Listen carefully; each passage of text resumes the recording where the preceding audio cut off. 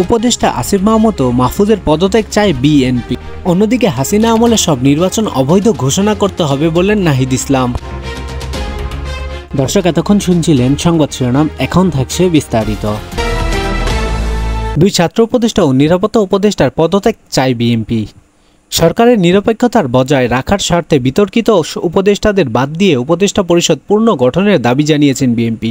শনিবার রাতে যমুনার সামনে অন্তর্বর্তী সরকারের প্রধান উপদেষ্টা অধ্যাপক মোহাম্মদ ইউনূসের সঙ্গে বৈঠক শেষে লিখিতভাবে এই দাবিটি জানিয়েছেন দলটি।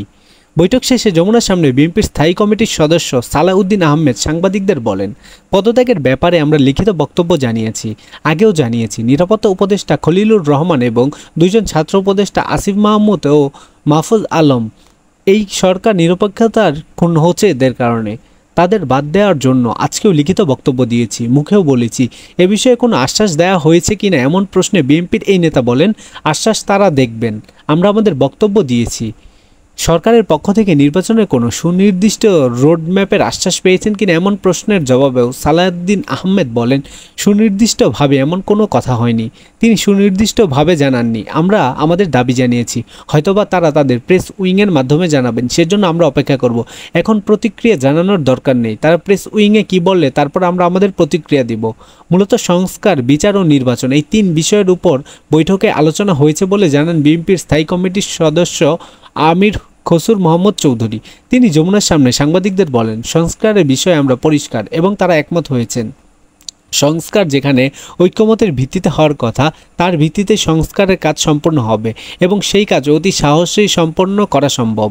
এখনও কোনো দ্বিমত পোষণ করেননি। বিচার ব্যবস্থা বিভাগ করবেন এবং বিচারের আওতায় আনার ব্যাপারে যে আলোচনা হয়েছে এখানেও তাদের কোনো দ্বিমত নেই। সুতরাং ডিসেম্বরের আগেও নির্বাচন করা সম্ভব বলে মনে করছি। সাংবাদিকদের সঙ্গে যমুনার সামনে কথা বলেন বিএনপির স্থায়ী কমিটির সদস্য আব্দুল মঈন খানও। তিনি বলেন, যদি দ্রুত নির্বাচন দেওয়া হয়, আমরা স্পষ্ট ভাষায় বলেছি যে আজকে বাংলাদেশের যে নৈরাজ্য হচ্ছে, আইনশৃঙ্খলা পরিস্থিতিতে যে অবনতি হচ্ছে, এক অ্যানাউন্সমেন্টের ফলে বাংলাদেশের শান্তি শৃঙ্খলা এবং গণতন্ত্র ফিরে আসবে। নির্বাচনের বিলম্ব হলে স্বৈরাচার ফেরার ক্ষেত্রেও প্রস্তুত হবে। প্রধান উপদেষ্টার সঙ্গে বৈঠক শেষে যমুনার সামনে একটি লিখিত বক্তব্য পড়ে শোনান বিএনপির প্রতিনিধি দলের নেতৃত্ব দেওয়া দলের স্থায়ী কমিটির প্রবীণ সদস্য খন্দকার মোশাররফ হোসেন। তিনি বলেন, যে কোনো ওসিলায় নির্বাচন যত বিলম্ব করা হবে, আমরা মনে করি জাতির কাছে আবার স্বৈরাচার পুনরায় ফিরে আসার ক্ষেত্র প্রস্তুত হবে। এর দায়িত্ব বর্তমান সরকার এবং তাদের সঙ্গে সংশ্লিষ্টদেরই নিতে হবে। হাসিনার আমলে সব নির্বাচন অবৈধ ঘোষণা করতে হবে বললেন নাহিদ ইসলাম। শেখ হাসিনার আমলে হওয়া সব নির্বাচন আনুষ্ঠানিকভাবে অবৈধ ঘোষণা করতে প্রধান উপদেষ্টা অধ্যাপক মোহাম্মদ ইউনূসের প্রতি আহ্বান জানিয়েছেন জাতীয় নাগরিক পার্টি। শনিবার রাত 10:15টার দিকে প্রধান উপদেষ্টার সঙ্গে বৈঠক শেষে যমুনার সামনে সাংবাদিকদের এ কথা জানান এনসিপির আহ্বায়ক মোহাম্মদ নাহিদ ইসলাম। নাহিদ ইসলাম বলেন, বিগত সময়ে শেখ হাসিনা ফ্যাসিবাদী শাসন ব্যবস্থার মাধ্যমে নির্বাচন করেছিল, যেখানে মানুষের ভোটাধিকার হরণ করা হয়েছে, রাতের ভোট ও ড্যামি প্রার্থীর ভোট হয়েছে। শেখ হাসিনার আমলে নির্বাচনগুলো প্রশ্নবিদ্ধ এবং বিরোধী রাজনৈতিক দলগুলো তখন এসব নির্বাচন প্রত্যাখ্যান করেছিল বলে উল্লেখ করেন নাহিদ ইসলাম। তিনি আরও বলেন, সেই নির্বাচনগুলোকে আবার আদালতে নিয়ে গিয়ে এক ধরনের পরিস্থিতি তৈরি করা হচ্ছে। সেই বিশৃঙ্খলা এড়াতে এখন এই আগের নির্বাচনগুলোকে সরাসরি অবৈধ ঘোষণা করতে হবে। নির্বাচন কমিশনের উপর এনসিপির আস্থা রাখতে পারছে না বলে উল্লেখ করলেন নাহিদ ইসলাম।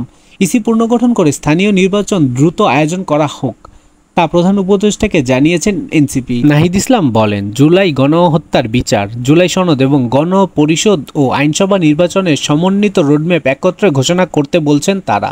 প্রধান উপদেষ্টার সরকারি বাসভবন যমুনায় আনুষ্ঠানিক বৈঠকে এনসিপির 4 সদস্যের প্রতিনিধি দলে নেতৃত্ব দেন নাহিদ ইসলাম।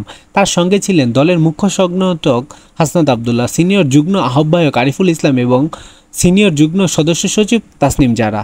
দর্শক, এই ছিল এখনকার মতো সর্বশেষ নিউজ আপডেট। পরবর্তী নিউজ আপডেট পেতে আমাদের চ্যানেলটি সাবস্ক্রাইব করে আমাদের পাশেই থাকুন। ধন্যবাদ।